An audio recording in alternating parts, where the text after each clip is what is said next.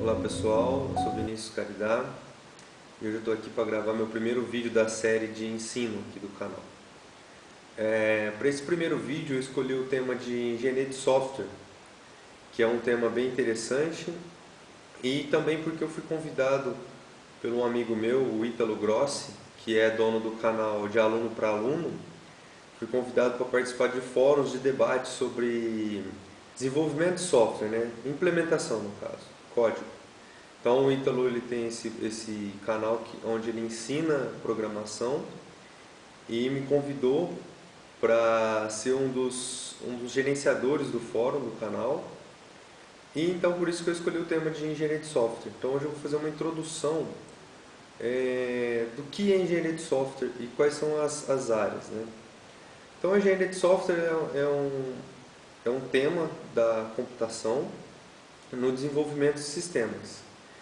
E eu escolhi esse tema em particular porque muita gente, quando se fala computação ou desenvolvimento de um software, pensa em codificação ou implementação.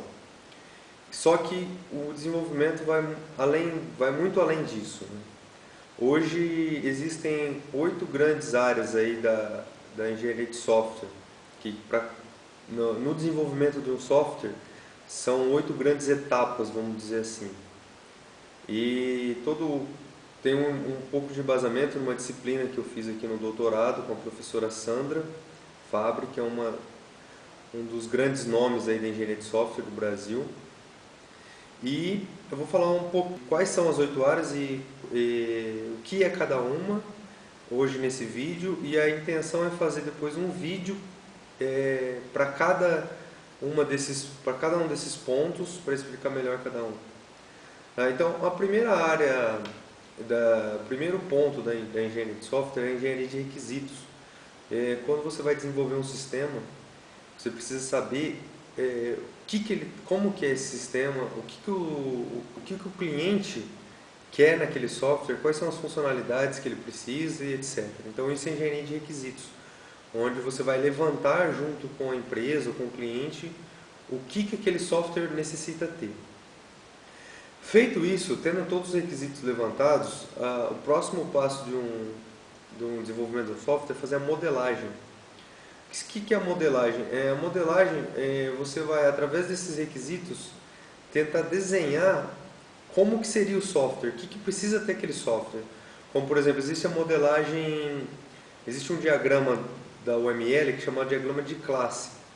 Ou seja, esse diagrama ele vai mostrar quais são as classes necessárias para o desenvolvimento daquele software. Tem, por exemplo, o diagrama de sequência, onde esse diagrama mostra quais são os passos de funcionamento do software, que se pretende fazer com o software. Ok?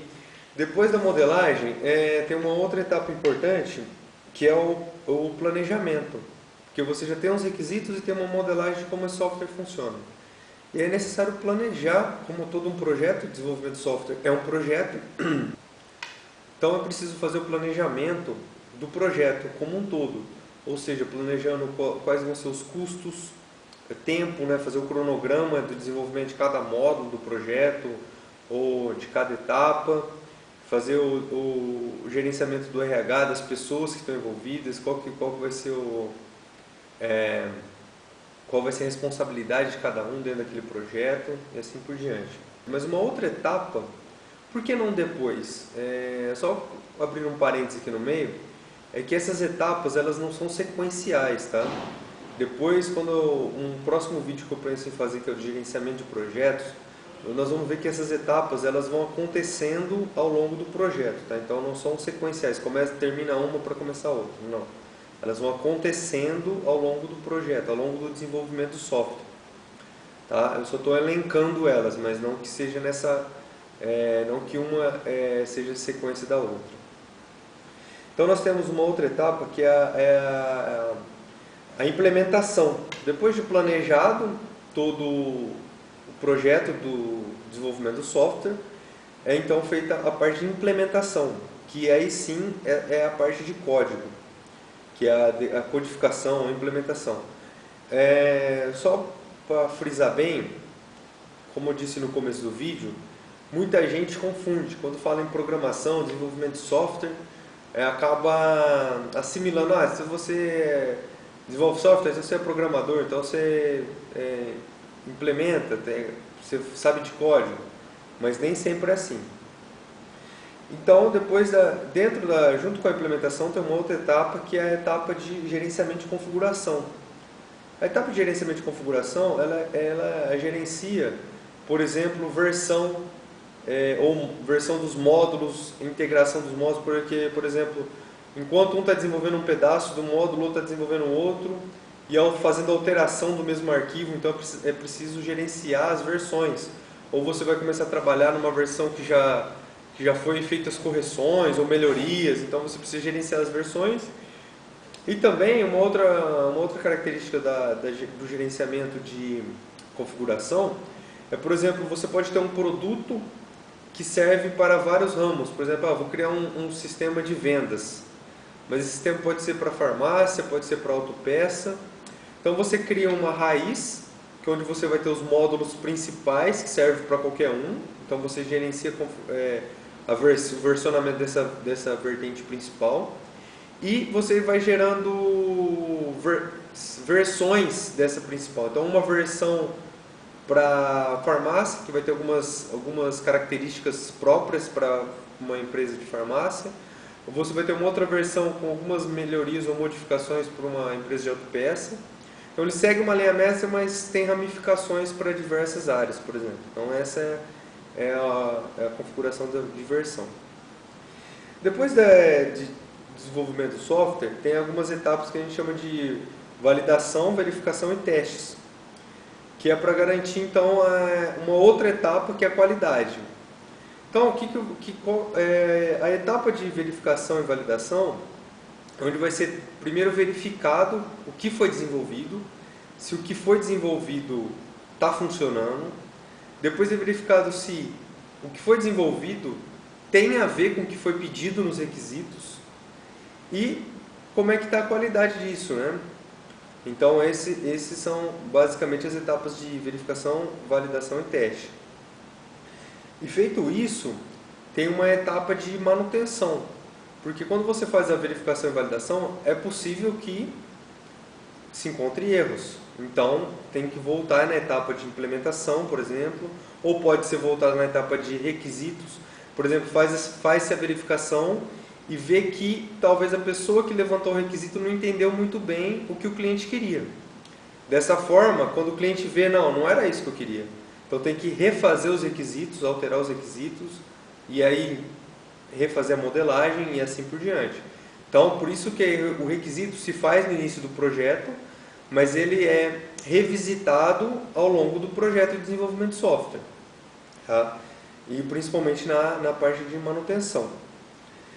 E tem uma outra etapa também da parte de engenharia de software, que é a engenharia reversa, ou reengenharia, que também entra um pouco ligado à manutenção. Por quê? Existem softwares que a empresa que desenvolveu já não dá mais suporte, ou faliu, ou etc., ou não tem a documentação daquele projeto. E aí precisa fazer uma manutenção naquele projeto, precisa fazer atualizações ou correções. Então, o que a reengenharia faz? Ela faz o processo inverso do desenvolvimento de software. A partir do momento que você tem o código, você consegue gerar modelos e dos modelos gerar requisitos. E aí, então, você pode ter uma documentação inicial e dessa documentação fazer atualizações e alterar e fazer a manutenção desse software. E também uma outra etapa da engenharia de software é a parte de qualidade de produto e qualidade de processo. Que muita gente já deve ter ouvido falar nas ISOs e também no CMMI, que são regras, né, vamos dizer, são boas práticas de desenvolvimento de software e que tenta garantir aí uma qualidade no processo de desenvolvimento de software ou uma qualidade no produto final. As duas elas estão ligadas, né?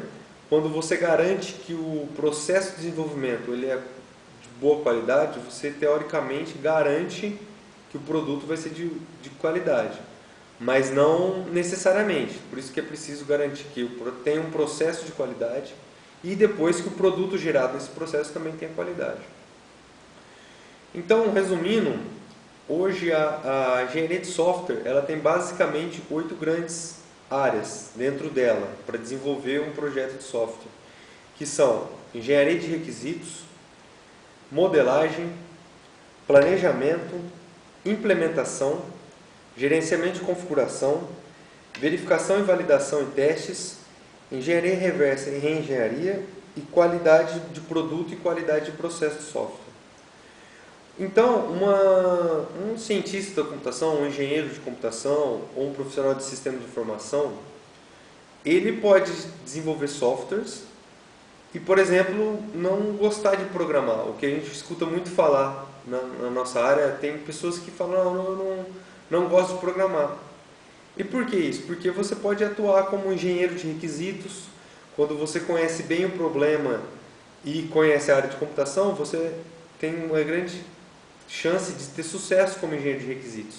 Porque você vai saber extrair do seu cliente o que ele realmente quer, que é difícil. Tem muita gente que gosta de testes, que é bom em fazer testes de software e assim por diante. Então, a implementação ela é um ponto importante do desenvolvimento de software, mas não só implementação. Ela é um dos 8 pontos importantes para o desenvolvimento de software. Eu espero que eu tenha sido claro no vídeo e pretendo fazer então outros vídeos detalhando mais cada etapa do desenvolvimento de um software e para a gente ir se inteirando mais e também ambientando dentro da proposta do fórum, do canal de aluno para aluno, do Ítalo Grossi e trocando informações, né? E para a gente trocando informações no dia a dia e acrescentando aí nossa bagagem.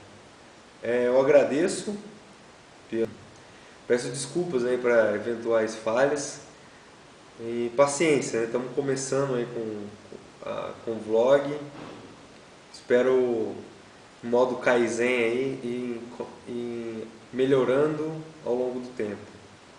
Então, muito obrigado.